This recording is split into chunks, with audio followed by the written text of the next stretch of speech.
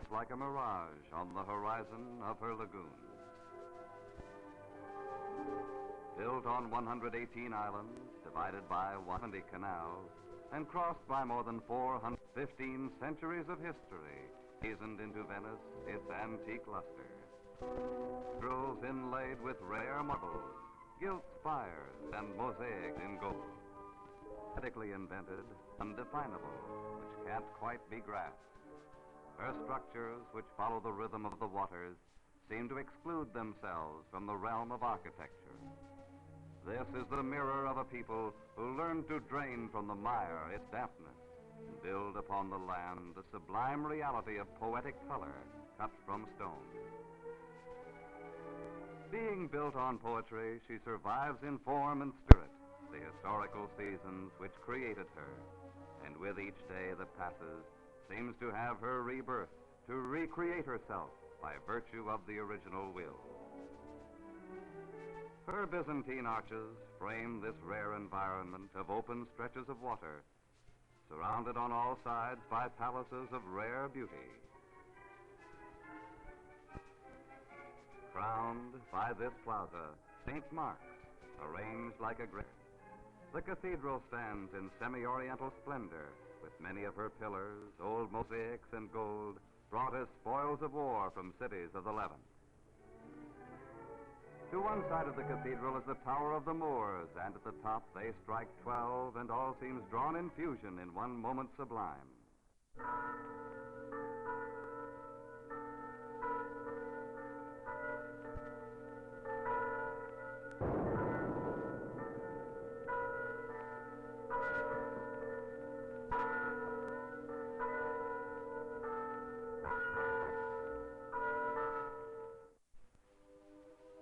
On the other side of the cathedral is the Ducal Palace, the palace of the Doges. From there, the government of Venice ruled with an iron hand, though by tradition and by law, the sternest measures were always well tested first for impartiality and justice. Commercial life in this amazing city evolved along the Grand Canal and the bridge of the Rialto, with its tiny shops of trade, which displayed the strangest wares brought here from other continents by their fleets of merchant ships, which made their city great. The wealthy built palaces like this, surnamed the House of Gold. When misfortune struck, as in the case of the Great Plague, Venetians prayed to heaven, and when it ceased, they gave their thanks by creating a new island on which they built a church to the Madonna of Good Health. Hundreds of thousands of seasoned logs of cedar driven into mud gave support to their new temple, a symbol of their thanks.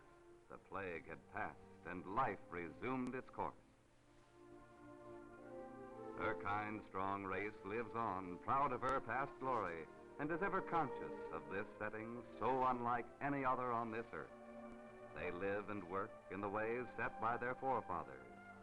Their days are spent at ancient trades, in ancient silent structures, a river at their door. Their lives are tempered to these waters, so integral a part of their existence. Their floating craft, as much a part of them as are their limbs, as to a bird its wings. These long, slim craft with graceful bows have long been called by foreign tongues the symbol of bright Venice. Her clean steel bow is carved to draw the substance of Venetian history. The upper blade is shaped to represent the Doge's cap, the long S curve, the Grand Canal, and tiny blades show by their number the islands forming Venice, and then the leaves between the blades, the island residence, the origin of her and of her gondolier. In olden times, the colors of these boats were rich and gay like the spirit of the people. But then came the decline, and with it a stern law which ruled that black would be their shade, and none their decoration, since all excesses were considered as insults to the poor. Such they remain unto this day in respect to ancient justice, the greatest worth of lore. Modern Venice continues with her arts of days bygone, Among these is that of glass. On a small island called Murano, adjacent to Venice proper, these artist craftsmen follow well one of the trades which made Venetians famous. The methods of the ancients are used with dexterity, and strange as it may seem, no one could ever copy this, since they withhold no secret heating process, no secret formula. Yet all remains within their first hands, which well deserve the artist's crown. This and this is the secret of their texture. They melt and twist, mold, draw, and cut this common substance into forms of sheer perfection.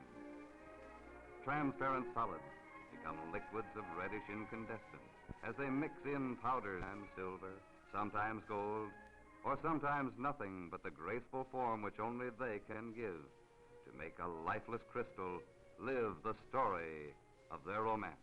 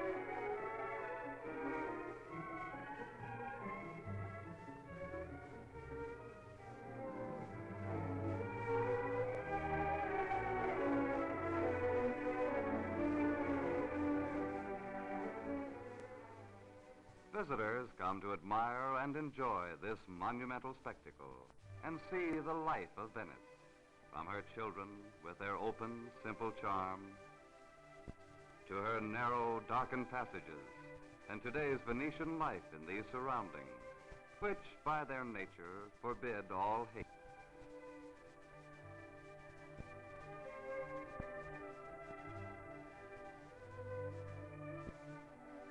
Some will come as students or artists of great fame who seek to paint by graphic means this splendor cloaked in solitude which well resists the artist's reach.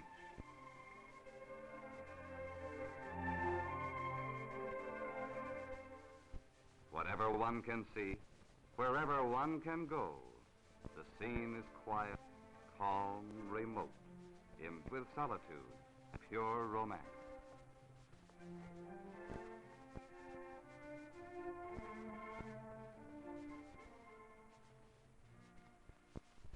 The history of Venice can be said to begin in the wake of the Roman Empire's fall. After Attila and his Huns had plundered Rome, they ravaged the countryside which lay helpless in their path. Far into the north and in the region bordering what was to become Venice, cities were gutted, burned, and sacked by the barbarians until the people fled to a lagoon inhabited by a few forgotten fisher folk. The year was 452 A.D.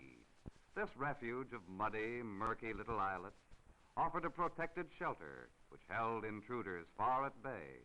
But here there was no wood, no rock with which to build their homes. At first the wood and then the stones were brought in boats to house their bodies and their souls in this their home to be. They had no land on which to raise their food, and men must eat. For this they turned to arts and crafts, which sold to those who tilled the soil in distant lands. They sold and purchased, sought and found that commerce which would mold the casting of their destiny. So while the rest of Europe groped blindly in the Dark Ages, Venice knew no feudal lords, no tyrants, and no serfs.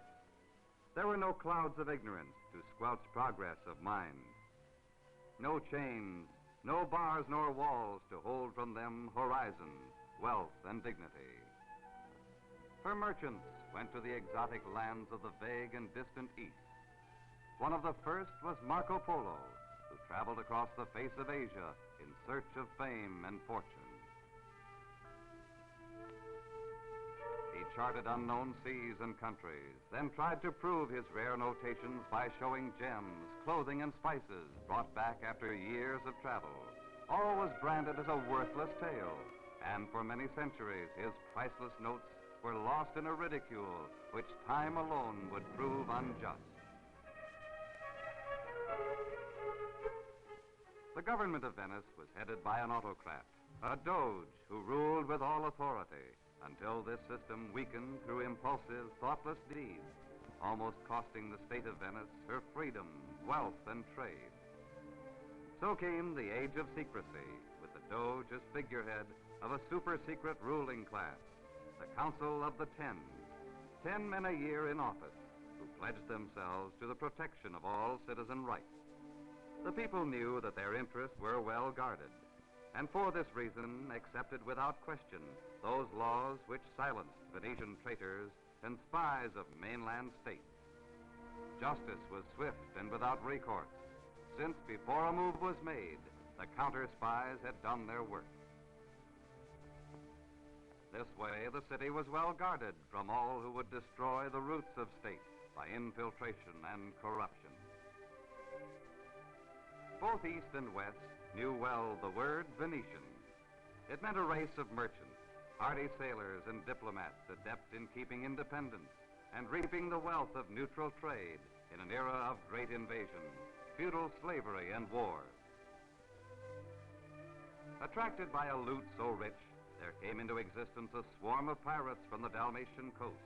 They stood in wait for cargo-laden ships to pass, then would pounce on them with predatory glee. For centuries, normal defensive measures proved mostly ineffective. So in the year 1000, the Doge waged all-out war against them who cut by bandit means the road of their survival. The foes were crushed in battle, their strongholds overrun. This piracy had met its end. Unhindered trade could be resumed, and goods could flow from west to east and east to west.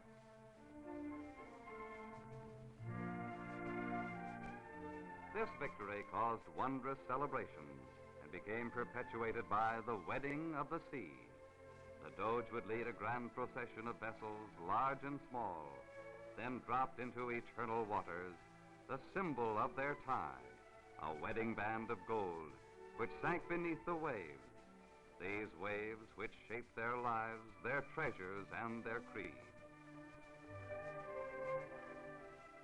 As she passed the peak of power, her talents were diverged to the finer arts. These gave her a greatness which far outlasted her fleets of fighting ships and the glitter of her wealth.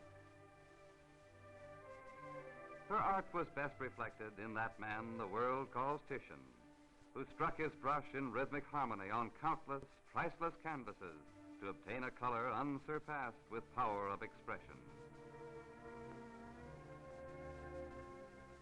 With Titian came Bellini, Tintoretto, Tiepolo, and Giorgione. Together they formed the nucleus of the great Venetian school of painting. The wealth and history of Venice have now become a legend, but this art is ever living, breathing, present.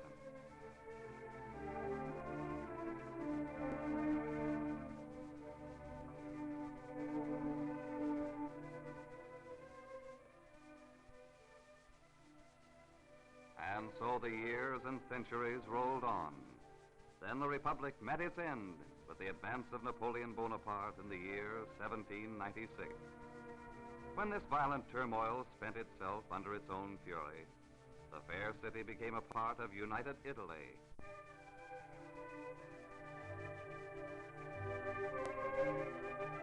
Before and after the fall of the Republic, this grandeur so hard won could anything but die. Artists, writers, and musicians had and would come from near and distant countries to drink of her resplendent waters, the inspirations of her past. The world's immortal poets wrote their lyrics of these mystic mirrors of everlasting glory.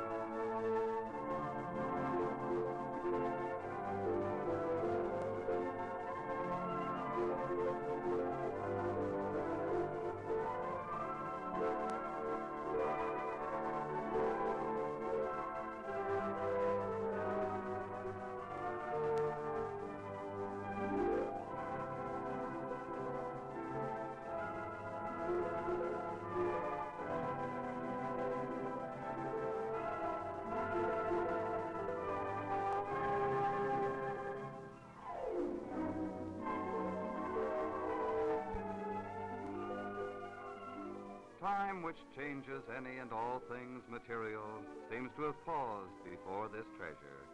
Oh yes, the day will come when she too will crumble. In distant centuries, she too will draw her final living breath, as all must die. But from her ruins, and in the courses of her silent waters, will forever rise her message, her poetry, her soul.